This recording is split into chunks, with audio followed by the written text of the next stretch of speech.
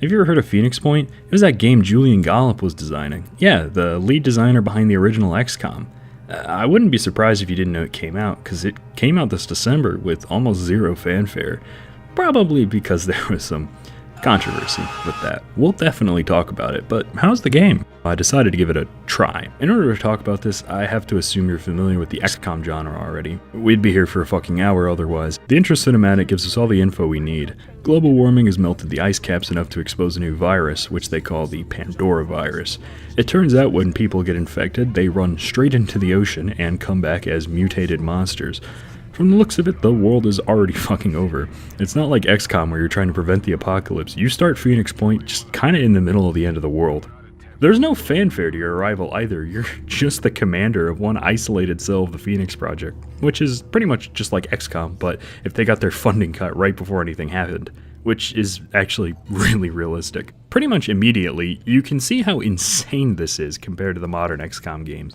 You don't just click on a mission and hit go. You have to load your dude onto a ship and load your dudes up with gear and decide how much ammo they'll carry, whether they'll get extra shit like grenades and med kits. It's all stuff you have to consider, and each soldier has stats and perks to upgrade, so if your guy can't carry all the stuff you need, you can just upgrade his strength and carry all the shit you want. This backpack also applies to battle, so if you down a bad man, you can loot his body for any of the cool shit he had and carry it back home after the mission. There's also a ton of classes to choose from, and they're all fucking fun as hell. You get assaults that can sprint around the map, heavies with jetpacks, engineers with turrets and robots' arms, psychers, melee guys, snipers, stealth crossbowmen, cars, dinosaurs.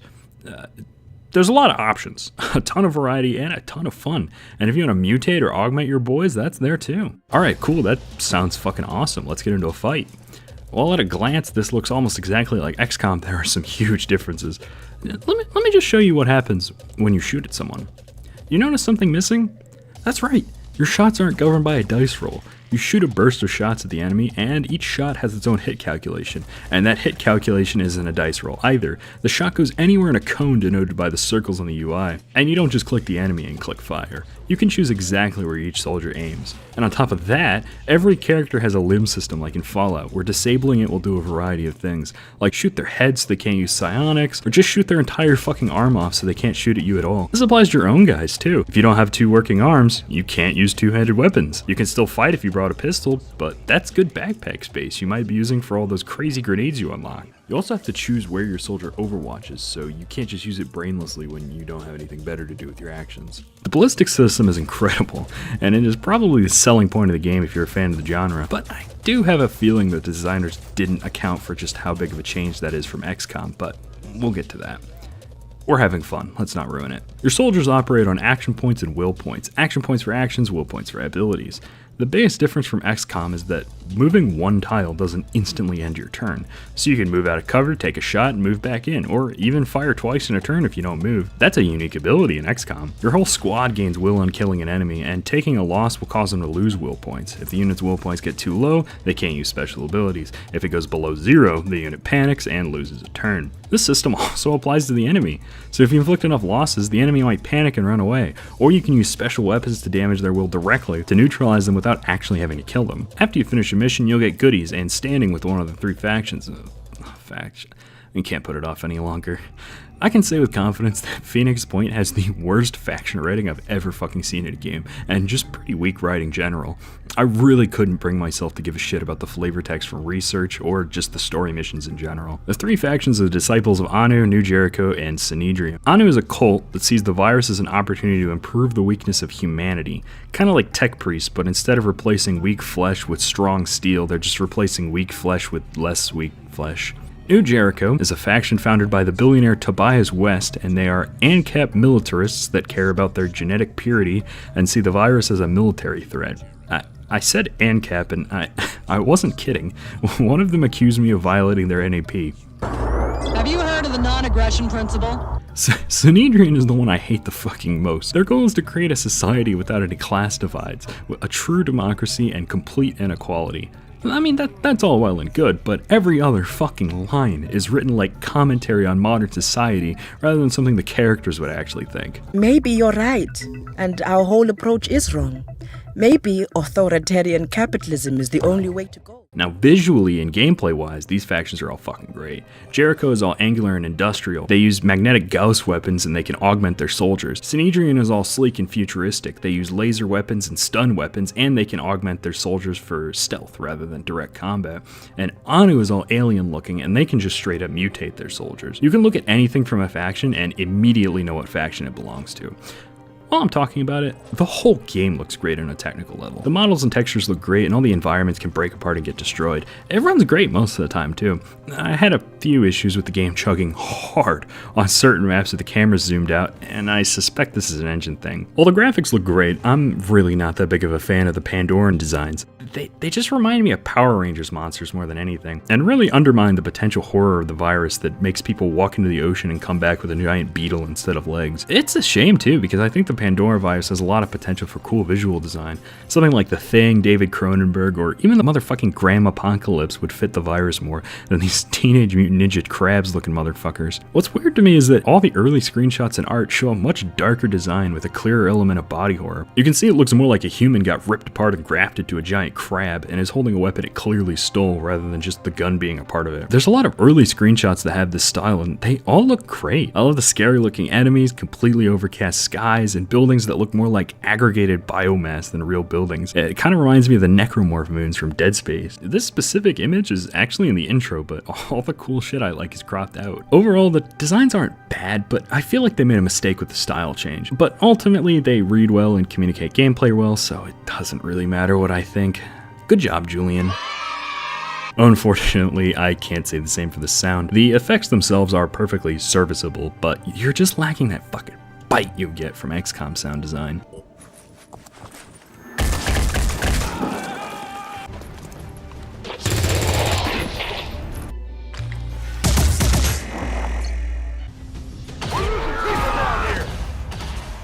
The music too, it's serviceable, but it's mostly mellow, quiet stuff. Good for tactical thinking, I guess, but just completely unable to build tension you'd expect from a firefight.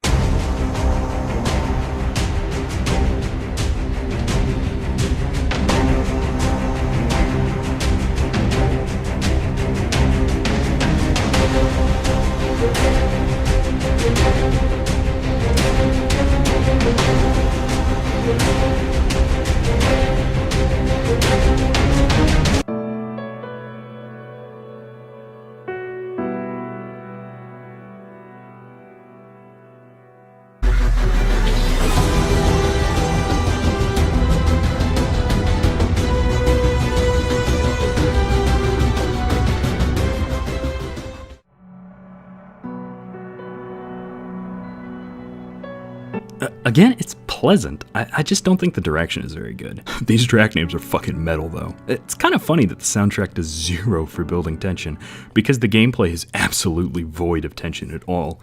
In the Geoscape you have a timer, which represents how long until the virus drives everyone crazy, but I never thought about it while playing, because you never interact with it. I don't think campaign timers are inherently bad. The difficulty of tactical games pushes players to farm missions to make it easier, stalling plot missions to research and manufacture more stuff. The issue is that it's boring, so games like Mechanicus, Invisible Ink, and XCOM 2 all have campaign timers to make you ration your time as another resource. The trick with those games is that you can interact with the timer. In XCOM 2, the aliens are working on the Avatar project and will continue to make progress as time goes on, but you can blow up key facilities to slow them down. Ignoring those facilities will advance the timer even faster, so it's a punishment for inaction and a reward for action. Here it's just a fixed amount of time, which is way more than you need anyway. I finished the game with 47% because you can get strong fast. Now, I want you to check the date on this video real quick. If it's old, skip to here. You'll see why. Just hop in the portal. Now that all those weird future people are gone, let's talk about balance. Here's a unit you can build from the start. Yeah, it's a fucking car. It shoots 2 rockets to a target area, has a ridiculously long range, the missiles can shred armor, destroy cover, and can hit enemies you can't even see.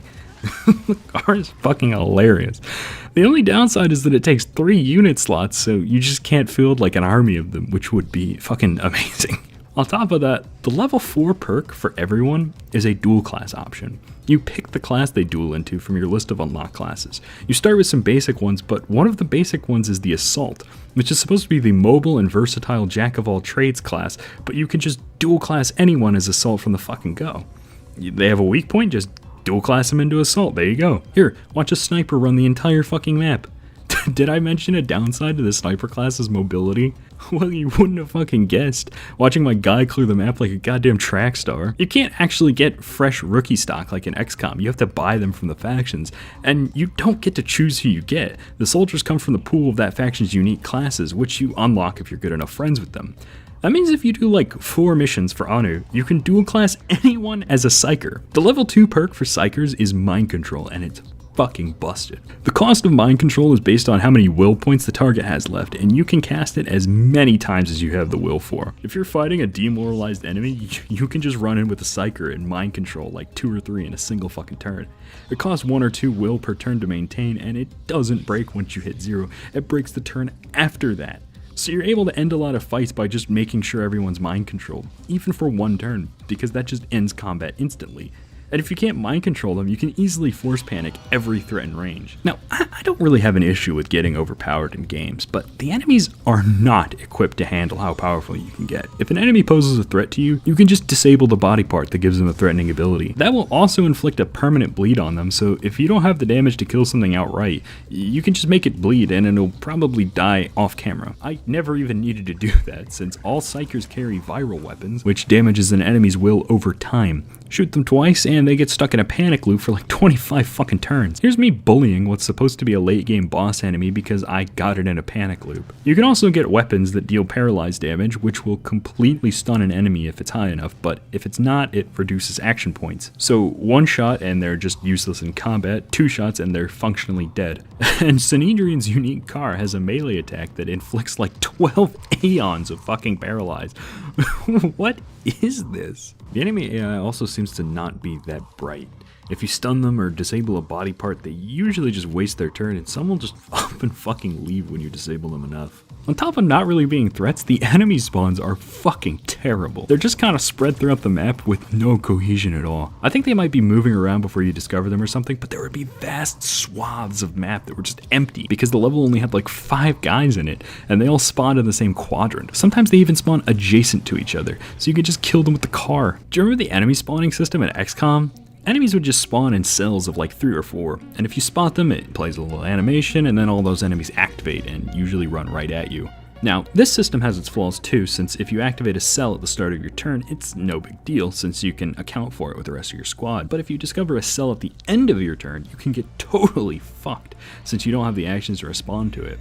I feel like when they were making Phoenix Point, they just looked at the spawn system from XCOM and thought, nah, that's lame. Let's not put that into our game. And apart from spawning very few enemies all over the map, enemies also never bring in reinforcements. And fucking nothing ever happened that changed a battle mid-fight. Other tactical games do this right though. XCOM will ship in extra units in the middle of a fight, and Mechanicus will have extra Necrons wake up at the exact most inopportune time. I think I know exactly what happened too. I bet they looked at other games adding reinforcements and thought, ah, that's dumb. We don't want any RNG in our games. Let's not do that. While ignoring the reason to put reinforcements in. Tactical games need to change things up in the middle of encounters, because once you know what the situation is, the actual strategy isn't that hard. Just fire from cover while slowly and safely pushing up. The real strategy comes from managing unknowns, and well, yeah, XCOM manufactures a lot of its unknowns with its dice rolls.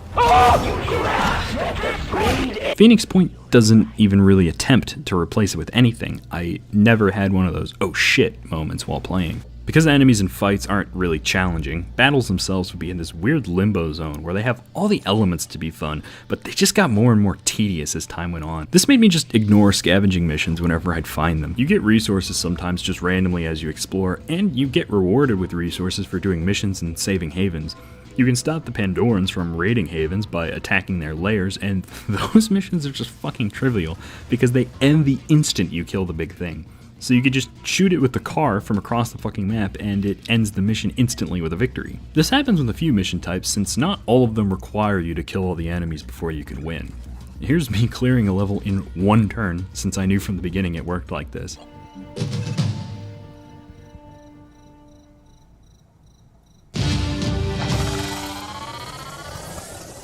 Now, I thought I'd get some peace for a while since I was prioritizing taking out the layers, but Synedrian claims to stand for anarchism, but true. We're declaring war on Synedrian. Why? They have no idea what... At Synedrian, we value religious tolerance, but...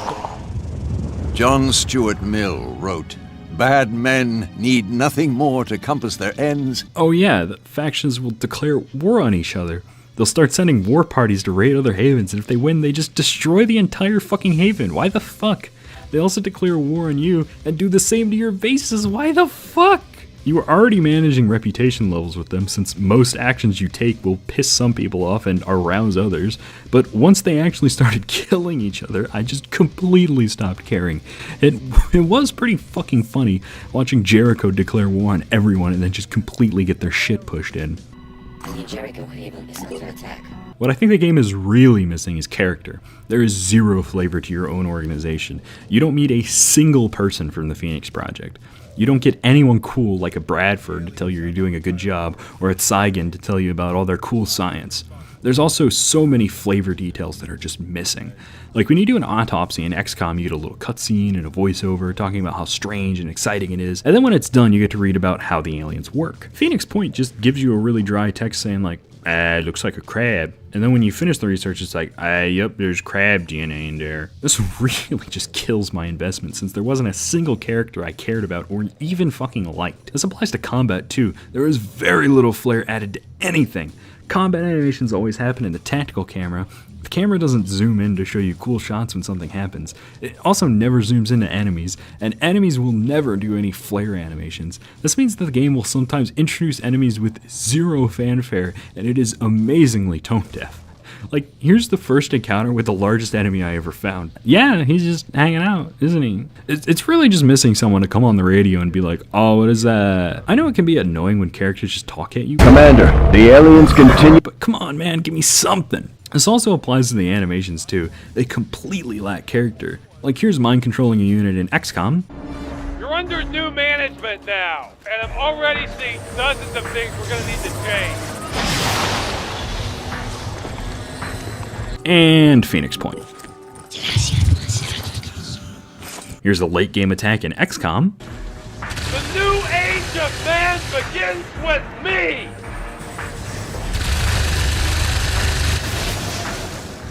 And here's the strongest attack I unlocked in Phoenix Point.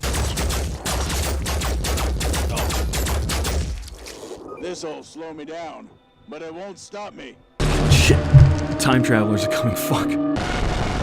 Now, I sent you to this part of the video because everything I had to complain about can either be fixed easily by rebalancing or just adding something in, and I'm actually pretty confident the developers will fix most of it eventually.